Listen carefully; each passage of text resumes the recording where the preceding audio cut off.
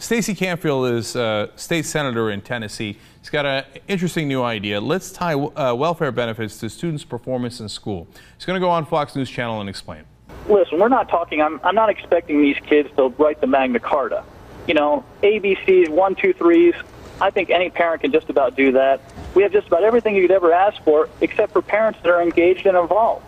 And if a parent doesn't care if a child shows up to school, or if they show up, they don't care if they, are asleep during the school day, as long as they're getting their check. I mean, we have to motivate these parents. The only way to break the generational cycle of poverty is education. So I actually think, although it has a lot of issues, that there's some validity to this argument.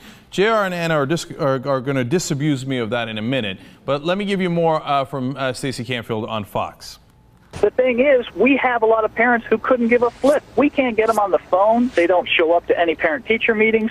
We have to find some way to motivate those parents to say, wait a second, maybe it's important if I talk to the teacher once a year at least. So, if you want to talk motivation, nothing motivates like cash.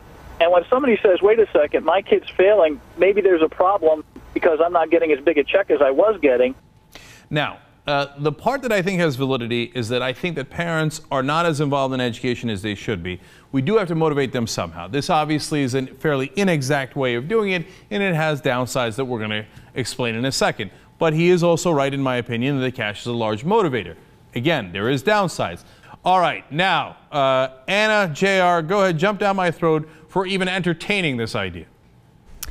Well, first of all, you're making the mistake of thinking that he actually gives a damn about parents getting involved in their students' education. That's not what this is about. It's about pushing the stereotype that welfare recipients are these losers who don't care about anything other than living off the government dime, right? And that's obviously not true. Of course, there are certain individuals that will take advantage, but people aren't proud to take welfare. It's not like they're bragging about it and it's something that they want to do. I mean, we talk about income inequality in this country on a regular basis. So people need, government assistance because they're not getting paid a fair wage, like places at Walmart or whatever. But another point to talk about is the fact that a lot of times, these are the individuals that are defunding education. So teachers are overworked and underpaid, programs are getting cut, these students aren't being given the resources to succeed in school. So then he's going to turn around and say, you're going to lose your government assistance if your student doesn't excel in school. Now, look, I agree with your second point. They don't have a leg to stand on, the Republicans, because they're the ones that want to cut education in the first place. I know that they want to shift blame, etc. But it doesn't address the point that the parents are not as involved as they should be. And I think that oftentimes that's the #1 problem. Right. So he might have a bad intent. And look, if he really cared, how about the bankers who apparently can't do math? Oops, golly gee, we lost hundreds of billions of dollars. But nonetheless, we don't take their money away. In fact, we give them money. So on the hypocrisy, Anna, I'm 100% with you. But I think that we do need to address parents somehow. It might be a bad way of doing it, but you got to do. I think you have to take some action. Yeah, I guess the alternative isn't to leave it alone and do nothing, but this is going about it completely the wrong way. I mean, first of all, what's the stereotype about welfare recipients? They have 7 kids. I'm just going to start shooting holes in the general idea of the bill. Maybe this is unfair. What if 3 kids are doing well and 4 aren't? Then what do you do about the family's money? What if the environment that they're in? First off, single parents.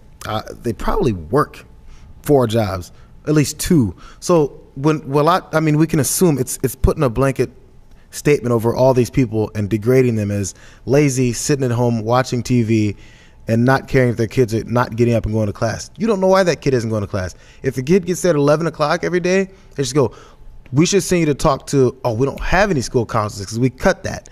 But go talk to a school counselor to see what's going on in their world, in their life, to see why they're coming in so late.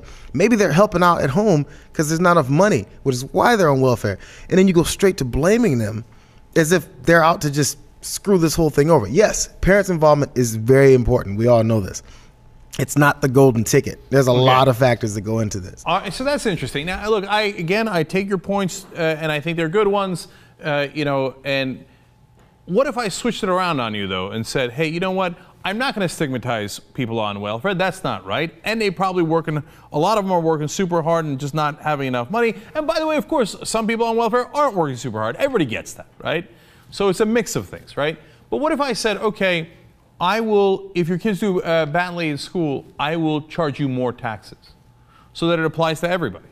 Jake, if you want to find a different way to hold parents accountable if they're not participating in, their students' education, then that's fine. Connecting it to welfare, doing these fines and penalties and taxes doesn't make sense. First of all, you got to solve the problem of income inequality in the country, because right now people are working. But then we're never going to do anything. I mean, you're not going to solve that problem. Okay, so we're not going to do anything. So let's add insult to injury and penalize these parents when they're just trying to put food on the table. They can't make ends meet, and turns out that their kid's not doing well in school. Let's find a way to screw them over. Let's not glorify people too much, okay? Some definitely fit that description, and some definitely fit the description of the stereotype, where they do sit on their ass. And by the way, these guys all assume, oh yeah, they're Democratic voters. No, a lot of rural Republican voters, totally on welfare, and are their kids doing great in school? They're not doing that great either, okay? So, look, in the end, would I vote for this guy's bill? No. Your points on it are very good, and I think it does unfairly stigmatize welfare recipients, etc. But we got to shake parents out of their complacency. Oh, it's the teachers. Oh, it's this. Oh, it's that. Well, a lot of times, I got news for you. It's the parents.